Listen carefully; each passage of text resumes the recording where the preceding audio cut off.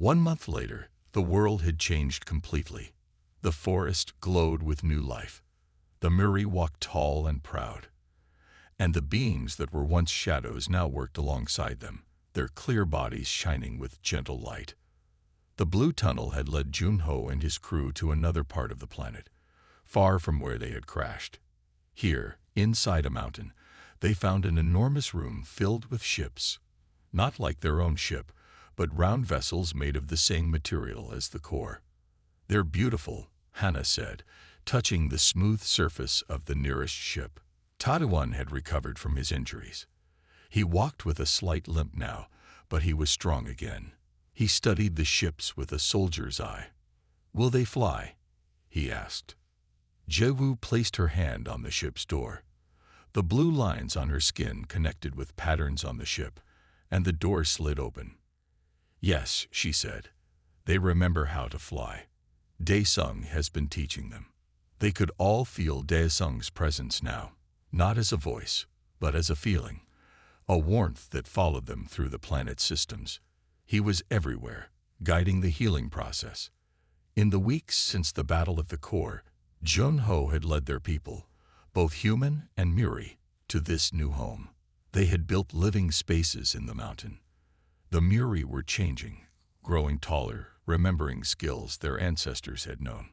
"Captain," Jiwoo said as they inspected the largest ship, "I've been talking with Daesung through the system. The ships can fly, but not to Earth." "Why not?"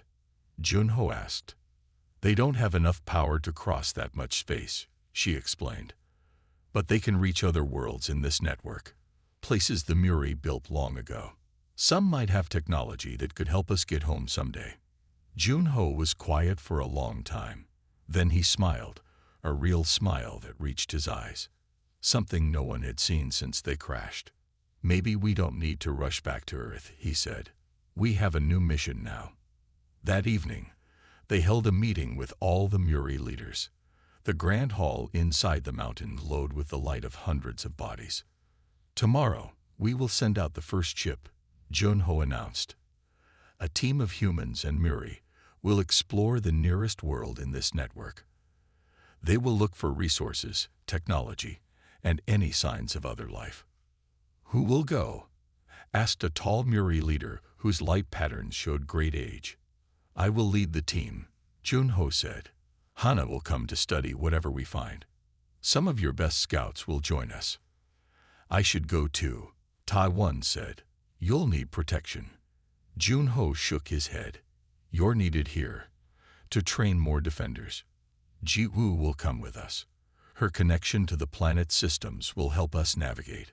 Later that night, Junho stood alone on the mountain top, looking at the stars. For so long, he had seen this planet as a prison, a place they were trapped with no way out. Now he saw it differently, as a beginning. He felt a presence beside him and knew it was Jiwoo. "Are you ready for tomorrow?" she asked. "Yes," he said. "For the first time since we crashed, I feel like a captain again. Like I have a purpose." "We might still find a way back to Earth someday," Jiwoo said. Junho nodded. "We might. But I'm not sure that's home anymore. Home is where we make it." As they watched, a streak of blue light shot across the sky. Then another and another. All across the planet, the healing systems were sending out signals to the other worlds in the network, announcing that life had returned. "Daesung," Jiwoo whispered, looking at the lights. The next morning, they gathered at the ship. Hana carried samples she wanted to study. Jiwoo brought nothing. Her connection to the planet's systems was all she needed. Junho looked at his small crew, at the Muri who would travel with them, and at Taiwan who would protect those staying behind. "We came here by accident," he told them. "We thought we were trapped forever. But now we go forward by choice."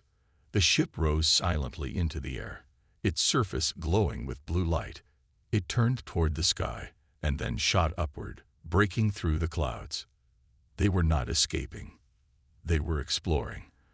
The journey that had begun with a crash was now taking them to the stars by choice. As the ship left the atmosphere, Junho looked back at the glowing planet below.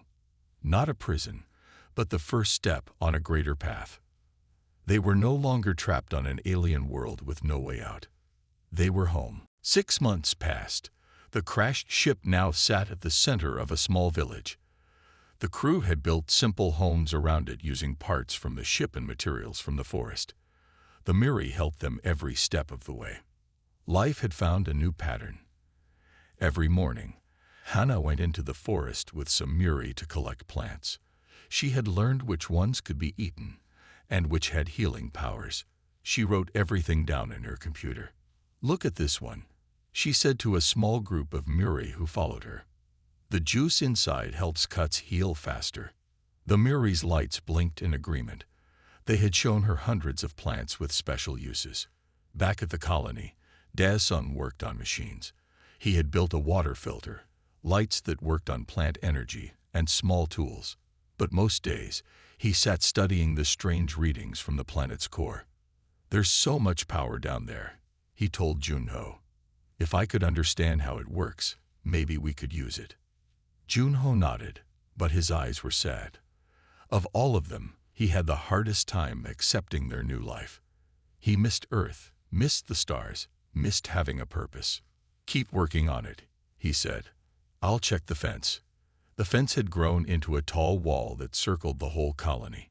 Beyond it, Taiwan trained a defense team made up of humans and Miri. They patrolled the area, watching for shadows, the name they now used for the stalkers. "Always stay in groups," Taiwan told the Miri fighters. "Shadows hunt alone, but they won't attack groups." The Miri flashed their lights in patterns that meant they understood. Jaiwu had changed the most. The blue lines on her skin now made beautiful patterns. Her hair had turned a soft blue color. She spent much of her time with the Miri elders, learning their history. "They remember so much," she told the others during dinner. Before the Great Darkening, they built cities that floated in the air. They traveled to other stars. They were amazing. And now they live in holes in the ground, Taiwan said, hiding from shadows. "We're helping them remember who they were," Jigwu said. It was true. The colony was a place where both humans and Miri worked together. The humans shared their technology and knowledge. The Miri shared their understanding of the planet. One night, as everyone slept, the ground shook slightly. No one noticed except Jiwu, whose new senses felt it clearly. She sat up in bed, her skin glowing with worry. The next morning, Taiwan returned from patrol with bad news. "The shadows are moving," he said. "All of them. Hundreds, maybe thousands." "Moving where?" Junho asked. Taiwan pointed to a map they had made. "They're all heading this way. From every direction." "How long do we have?" Hannah asked. 3 days, maybe 4. Everyone looked to Junho. He stood straighter, looking more like the captain he once was. "We strengthen the walls," he said. "Set traps in the forest. Prepare for a fight." "We can't fight that many," Jiwu said. "There's something else happening. The nest we found, it's fully awake now. And it's not alone. There are more of them, all waking up." "What does that mean?" Daesung asked. Jiwu's face was troubled. "The Miri elders say that when all the nests wake up, the planet itself begins to change. The shadows feel it. That's why they're coming." That night, they saw it. Lights in the distance, spreading across the horizon like a wave.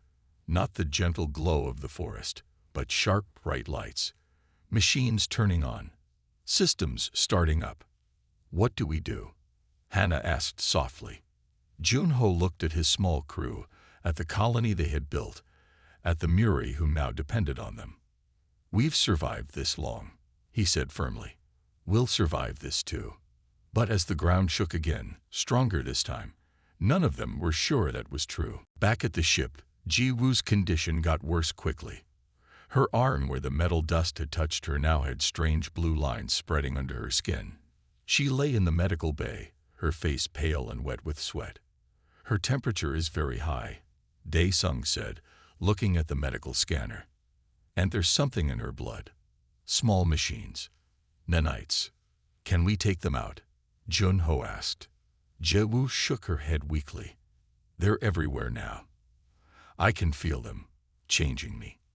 We need to keep her separate from the rest of us, Ta-1 said. We don't know if this can spread. Junho nodded sadly. Set up a quarantine area. Dae-sung, see if you can find anything in our medical supplies that might help. For 3 days, Jiwoo's fever stayed high. The blue lines spread across her body. Sometimes she would cry out in pain. Other times she would speak words no one understood. On the 4th day, something new happened. Jiwoo sat up suddenly in her bed. They're coming, she said, her voice different, deeper. Who's coming? Hannah asked. The Muri. They want to see me. That night, the small glowing creatures they had seen before came to the ship. There were hundreds of them, all pulsing with light patterns. They gathered outside the ship, waiting.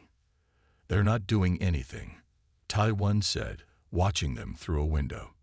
Just standing there. Let me go out, Jiwoo said. She was standing now, looking much better.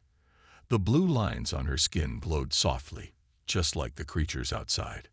No, Junho said. It's not safe. I understand them now, Jiwoo insisted. The nanites changed something in my brain. I can understand their light language. They call themselves the Muri. Junho looked at the others, then back at Jiwoo.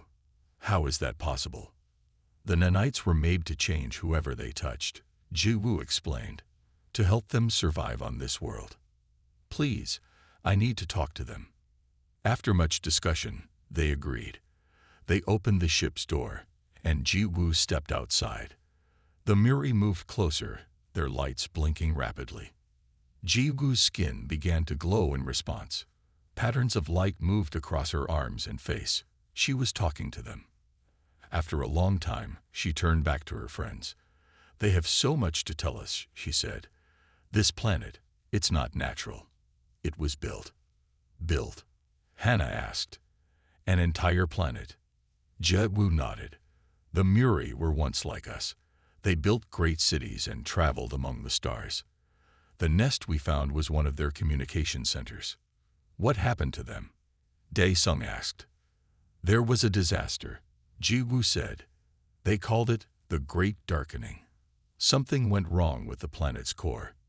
It changed them, made them smaller, simpler. They'd been living like this for thousands of years. And the stalkers? Ta-1 asked. They were guardians once. Now they're broken, dangerous. The Muri hide from them. Junho looked troubled. Ask them if there's any way off this planet. Any way we can call for help. Jiwoo spoke to the Muri again through light patterns. When she turned back, her face was sad. No, she said. The planet's core is made of a strange element. It bends space and time around the planet. That's why our ship crashed. That's why no signal can get out. So we really are trapped, Dae-sung said quietly. Yes, Jiwoo confirmed. But the Muri want to help us survive here. They can show us which plants are safe to eat, where to find water, how to hide from the stalkers. Hannah stepped forward. Ask them if they remember how to use the technology in the nest. Maybe we can learn from it. Jiwoo's eyes widened as the Muri responded. They say the nest is just the beginning. There's much more beneath the surface. And now that it's waking up, things will start to change. Junho looked out at the ocean of glowing creatures surrounding their ship. For better or worse. They don't know, Jiwoo said. They're afraid too. The underground tunnels seemed to go on forever. They were made of smooth metal that glowed with soft blue light. Jiwoo led the way, her changed body somehow knowing which path to take. How much farther?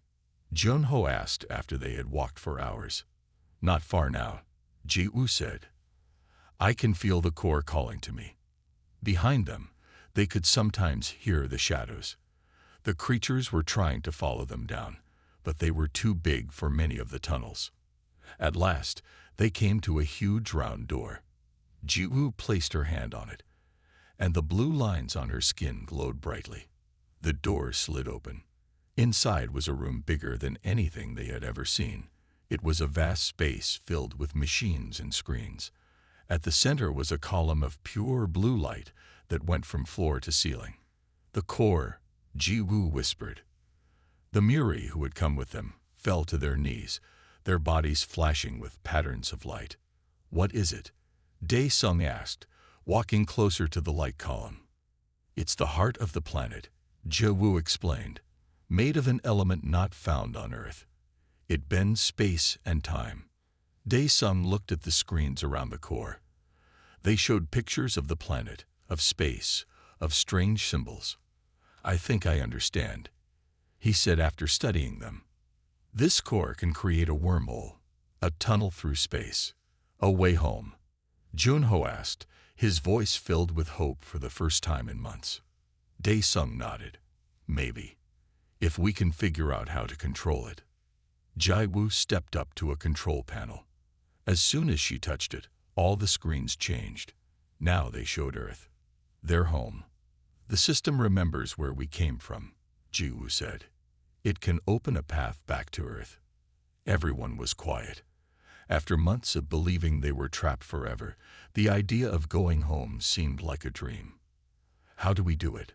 Junho asked. Ji-woo's face became sad. "There's a problem. Opening a wormhole takes huge power. The core would pull energy from the whole planet. What would happen to the Muri?" Hannah asked. "Their homes would be destroyed," Ji-woo said. "Many would die. The planet might never recover." The humans looked at each other, then at the Muri who had helped them survive. "We can't do that to them," Hannah said. Taiwan walked to the door and listened. "The shadows are getting closer. We need to decide quickly." Junho stood very still.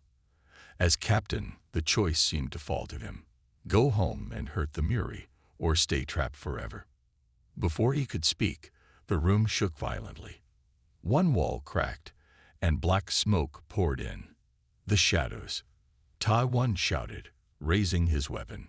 3 huge shadows pushed through the crack. They were bigger than any they had seen before, with more teeth and red eyes that glowed with anger.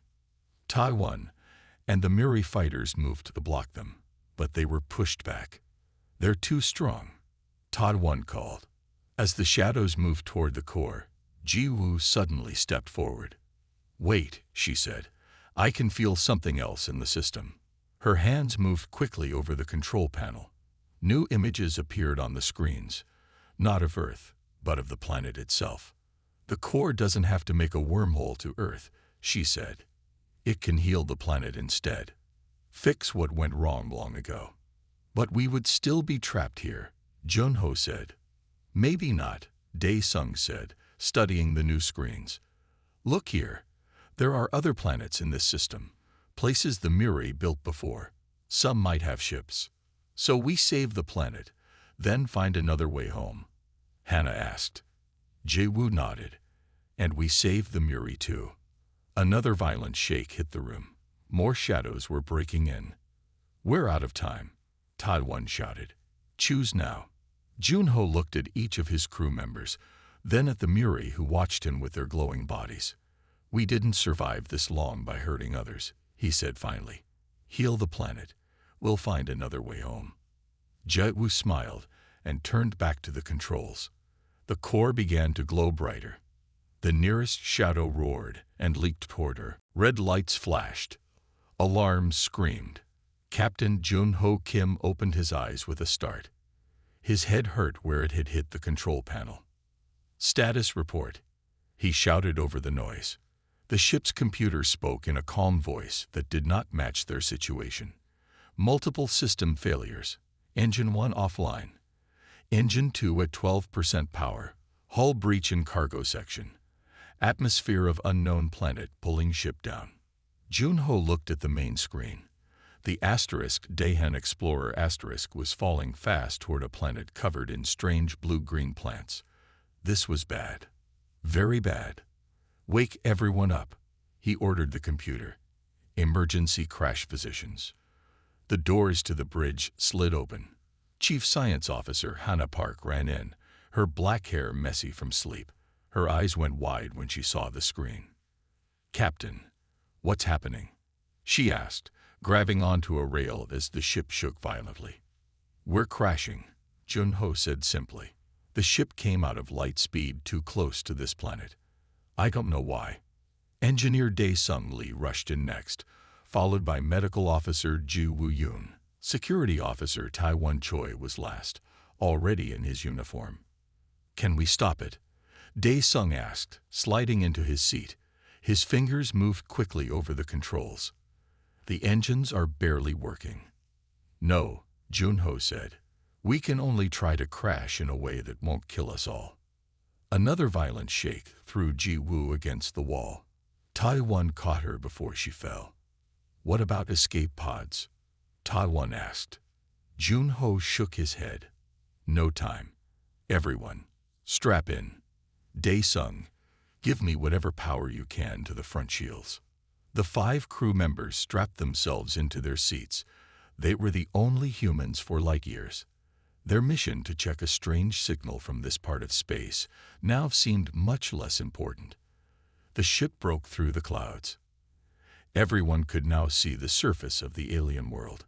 Tall blue trees covered the land as far as they could see. The trees glowed softly in the dim light of a distant sun. "I've never seen plants like that," Hannah said, her scientist's mind still working despite their danger. "They're bioluminescent." "Less talking, more helping," Jun-Ho said. "Taiwan, lock down all loose items. Ji-Woo, prepare medical supplies for after we crash. Hannah, save all the data you can about this planet." The ground was coming up fast. Jun-Ho tried to control their fall, but the ship was too damaged. "Brace for impact," he shouted. The Daehan Explorer hit the first trees at a terrible speed. Blue leaves and branches exploded around them. The view screen cracked. The noise was horrible. Metal tearing, computers dying, people screaming. With a final mighty crash, the ship hit the ground and slid forward, cutting a long path through the forest. Then, finally, it stopped. Silence fell. The emergency lights came on, bathing everything in a dull red glow. Jun-Ho opened his eyes. He was still alive. His body hurt everywhere, but nothing seemed broken. Slowly, he looked around. "Sound off," he said, his voice rough. "Is everyone okay?" "I'm here," Hannah said from her seat. Blood dripped from a cut on her forehead, but she was moving. "Alive," Dae-Sung groaned, unbuckling himself. "Here," Ji-Woo called. She was already standing, checking a cut on Taiwan's arm.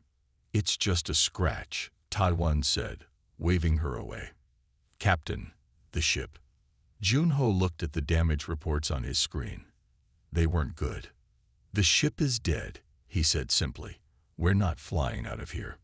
The 5 crew members looked at each other as the truth sank in. They were trapped on an alien world with no way to call for help, no way to leave, and no idea what waited for them outside. "What do we do now?"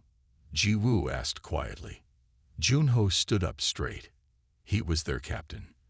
They needed him to be strong. "Now," he said, "we survive." A week passed. The crew worked hard to make their crashed ship safe. They built a fence around it using broken parts and set up lights that stayed on all night. The big creatures, which they now called stalkers, still came at night, but they stayed outside the lights. "We need to know more about this place," Jun-Ho said during their morning meeting. "We've been staying too close to the ship." Hannah nodded. "I've been studying the forest with our scanners. There's something strange about 10 miles north of here. It looks like a big structure.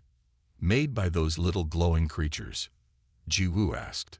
"Maybe," Hannah replied. "Or maybe by something else."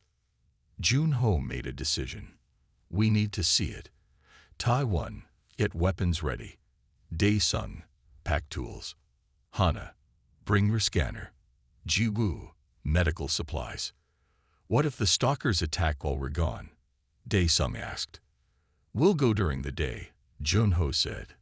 They seem to hunt at night, and we'll leave the fence and lights on. They set out early the next morning. The forest was still beautiful, but now they knew its dangers.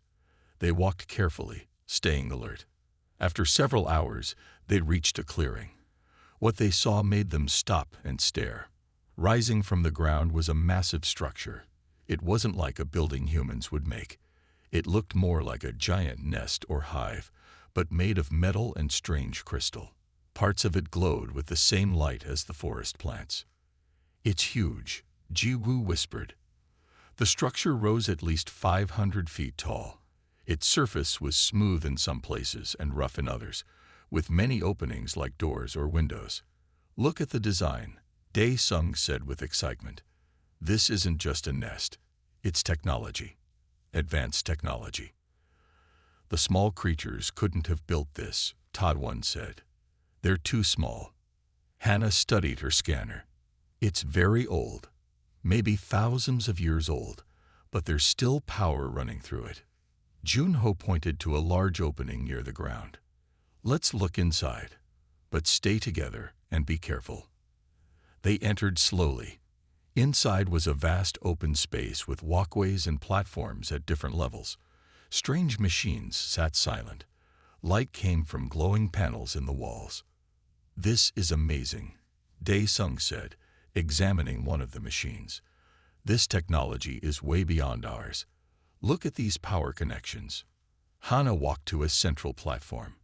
"This looks like some kind of control center. And see these markings.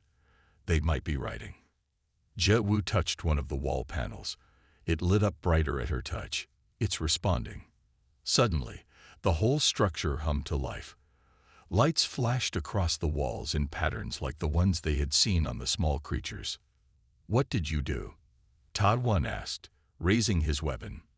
"Nothing," Ji-woo said. "I just touched it." The floor beneath them began to move. Hidden doors opened in the walls. From one of them, a thin metal arm extended, reaching toward Ji-woo. "Look out!" Junho shouted. Taiwan fired his weapon at the arm. It broke apart, but tiny pieces of it flew through the air like dust. Some of it landed on Ji-woo's arm, where it seemed to sink into her skin. "It burns," she cried. More arms appeared from other doors. The whole nest was waking up. "Run," Junho ordered. They raced back toward the entrance. Behind them, machines were powering up, making loud noises. The floor panels lit up as they ran across them. They burst out of the nest and kept running until they were back in the forest. Only then did they stop to catch their breath. "Is everyone okay?" Junho asked. Je-woo looked at her arm where the metal dust had touched her. The skin was red and hot. "Something's wrong," she said. "I feel strange." Taiwan looked back at the nest. "We woke it up, whatever it is." "We need to get back to the ship," Junho said. "Fast." As they hurried through the forest, none of them noticed that the trees around them were pulsing with new light patterns, spreading the news of their discovery. Morning came slowly on the alien world. Sunlight filtered through the blue trees, making strange patterns on the crashed ship. Inside, the crew had worked through the night. They treated their wounds, checked the ship's systems, and made a plan. "The main engines are completely destroyed," Dae-sung said, looking at a screen of data. "We can get some power from the backup systems, but we can't fly." Junho nodded. "What about our emergency beacon?" "It works," Hana said. "But there's a problem." She pointed to a reading on her screen. "The atmosphere here is very thick and strange. The signal can't get through it to space." The 5 humans looked at each other. The truth was clear. No one would know they were here. No one would come looking. "Let's focus on what we can do," Junho said firmly. "Ji-woo, what supplies do we have?" "Food and water for 3 weeks," Ji-woo answered. "Medical supplies are good, but not endless." "We need to know what's out there," Taiwan said, checking his weapon. "I'll go look around." Junho shook his head. "Not alone. We stay together. Hana, what can you tell us about this planet?" Hannah looked at her readings. The air is breathable. Temperature is like Earth's spring. Plants are unlike anything we've seen before. They seem to glow even in daylight. Any animals? Ta-One asked. Unknown, Hannah replied. But where there are plants, there is usually life. Jun-Ho made a decision. We need to explore. Ta-One, Hannah, and I will go out first. Dae-Sung, keep working on the communications. Ji-Woo, set up a medical area. Everyone stay in radio contact. They put on light protective suits and checked their equipment. Then they stepped outside for the first time. The alien forest was beautiful and strange. The trees stretched high above them, their trunks smooth and pale blue. The ground was covered in soft moss that seemed to shift color as they walked on it. Look at this, Hannah said, kneeling to examine a plant. It had round leaves that pulsed with gentle light. When she moved her hand near it, the light pulsed faster. It's responding to you, Jun-Ho noted. They walked for an hour, marking their path. The forest was alive with small movements and soft sounds. Then, as the sun began to set, the real show began. Everything started to glow. The trees, the moss, even tiny particles in the air lit up in blues, greens, and purples. It was like walking through a living rainbow. It's the most beautiful thing I've ever seen, Hannah whispered. Then they saw them. Small creatures, about the size of cats, moved through the trees. Their bodies were almost clear, with organs visible inside. They had many thin legs and no visible eyes. Most striking was how they glowed, with patterns of light moving across their skin. Don't move, Ta-One said quietly, his hand on his weapon. The creatures gathered in a small clearing ahead. There were about 20 of them. They seemed to be communicating through their light patterns. Slowly, Hannah took a step forward. Hello, she said softly. The creatures froze. All their lights flashed bright at once. Then, in perfect unison, they scattered into the forest. Wait, Hannah called, but they were gone. As darkness fell completely, the humans turned to go back to the ship. That's when they heard it. A low, rumbling sound from deeper in the forest. Something big. We should go, Ta-One said, raising his weapon. Now. They hurried back to the ship. Just before they reached it, Ta-One stopped and pointed to the ground. There were marks there, huge footprints that hadn't been there before. Whatever made them had been walking around their ship while they were gone. Inside, they told the others what they had seen. So we're not alone, Dae-Sung said. No, Jun-Ho replied, looking out the window at the glowing forest. And I don't think all our neighbors are friendly. That night, they took turns keeping watch. In the darkness outside, large shapes moved around the ship, watching, waiting. Time seemed to slow as the shadow leaped toward Ji-Woo.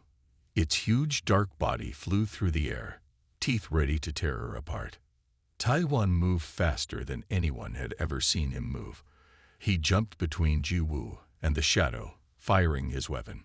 The blast hit the shadow but didn't stop it. Its massive body slammed into Ta-One, throwing him against the wall.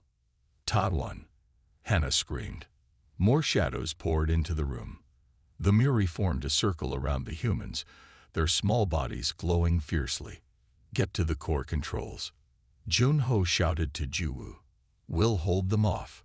Ji-Woo turned back to the panel. Her fingers moved quickly, her skin glowing brighter than ever. The core's blue light began to pulse, sending waves of energy through the room. Dae-Sung, help me understand this system, she called. Dae-Sung ran to her side. Together, they worked at the controls while the battle raged around them. The healing process is starting, Dae-Sung said, but it's too slow. The shadows will destroy everything before it's done. We need more power, Ji-Woo said, closer to the core. On the other side of the room, Jun-Ho and Hannah dragged Ta-One to safety behind a large machine. He was alive but badly hurt. Stay with him, Jun-Ho told Hannah. He picked up Ta-One's fallen weapon and joined the Muri in their fight. The shadows kept coming. For every one they stopped, two more appeared.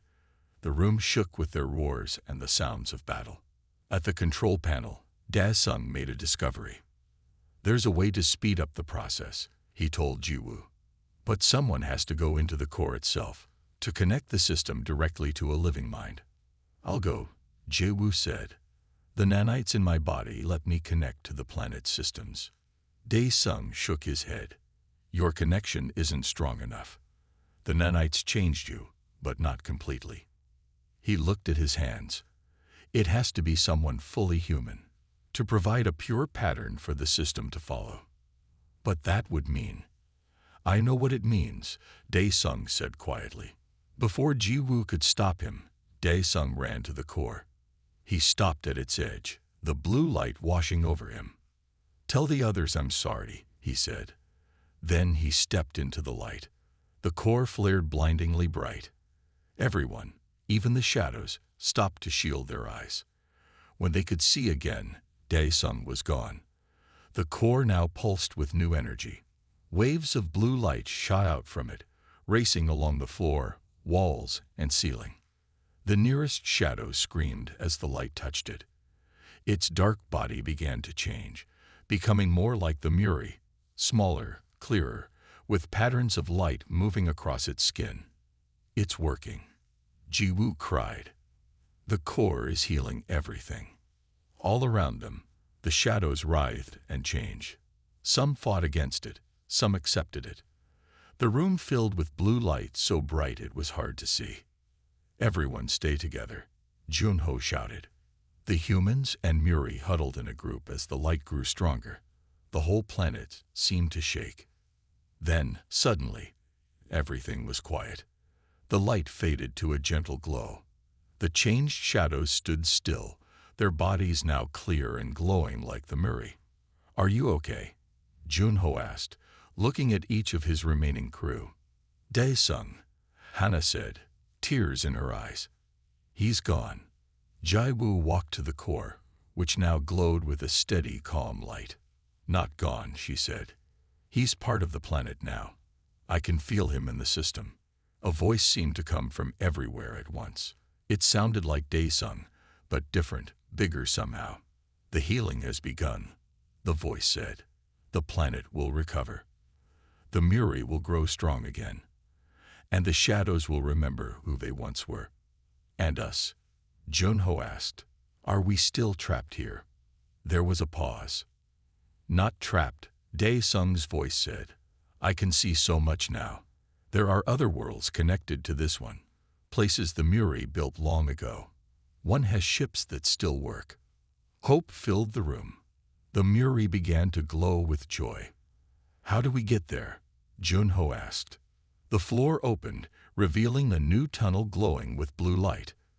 "Follow this path," Daesung's voice said. "I'll guide you. All of you." Junho looked at his crew, Hana supporting the injured Tadwan, Jiwoo with her glowing skin. They had lost so much, but they had also found a new path forward. "Let's go," he said. The ground shook harder each day. Cracks appeared in the earth around the colony. From these cracks, soft blue light shined up like the glow of the Muri. The shadows were getting closer. Taiwan and his team could see them moving through the forest. Dark shapes that moved fast and made low growling sounds. "One more day," Taiwan told the others. "Then they'll reach us." Daesung had been studying the ground shakes. "These aren't normal earthquakes," he said. "They have a pattern, like a machine starting up." Jiwoo nodded. "The Muri elders say the whole planet is waking up." "What does that mean?" Junho asked. Before Jiwoo could answer, a loud crash came from outside. A large crack had opened up right through the middle of the colony. The ground pulled apart, revealing a deep hole with metal walls inside. "Everyone back," Junho shouted. They watched as something rose from the hole. It was a tall metal tower with many arms and lights. It looked like the technology they had seen in the nest, but bigger and newer. Jiwoo walked toward it. The blue lines on her skin glowed brightly. "Jiwoo, stop," Hana called. But Jiwu kept walking until she reached the tower. She placed her hand on it. Right away, the tower's lights matched the pattern on her skin. Jiwu's eyes went wide. "I can see," she whispered. "What do you see?" Daesung asked, moving closer. "Everything," Jiwu said. "The whole planet. It's all connected underground. Tunnels, rooms, machines." Jiwu turned to look at her friends. Her eyes now glowed with the same blue light as her skin. "This isn't just a planet," she said. "It's a machine. A huge machine built around a special core. The Muri made it long ago as a safe place when something bad was coming from space." "What went wrong?" Hannah asked. "The core changed them, made them small, made the shadows into monsters. The planet's systems shut down to protect what was left. And now it's turning back on," Daesung said. "That's why the ground is shaking." Jiwu nodded.